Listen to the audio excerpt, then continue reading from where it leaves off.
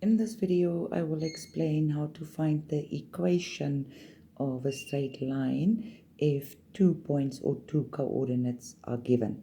Okay, so when you look at the question, it says find the equation of the straight line which passes through the points A and B, and 2 of these coordinates are given.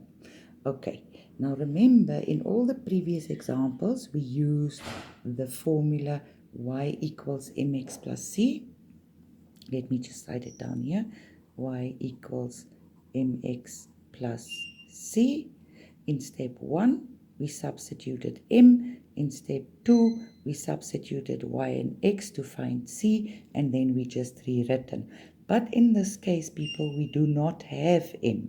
Okay, but we have 2 coordinates, and we should know by now that we can calculate the gradient from the 2 coordinates.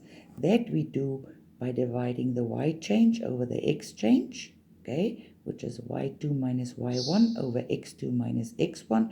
You substitute your coordinates into this formula, and in this case, we find that the gradient is 5.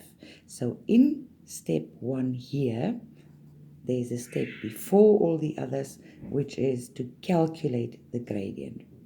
Then we go back to the previous examples. We firstly put the m value into our gradient intercept form, okay? Y equals mx plus c, and you put in your value of m.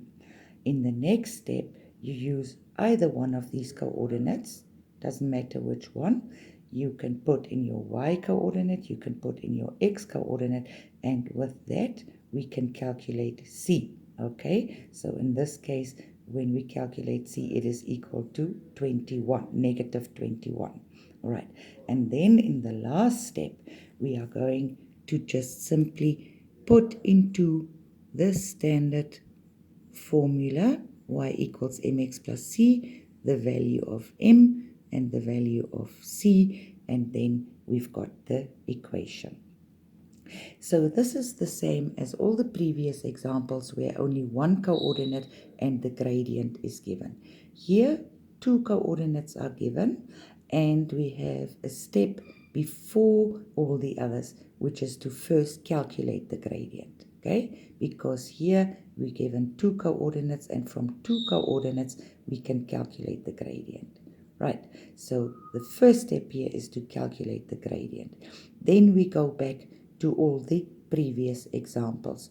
You use your standard formula, you substitute your gradient which you calculated, that is the first step. Then the second step, that was the first step in all the previous examples.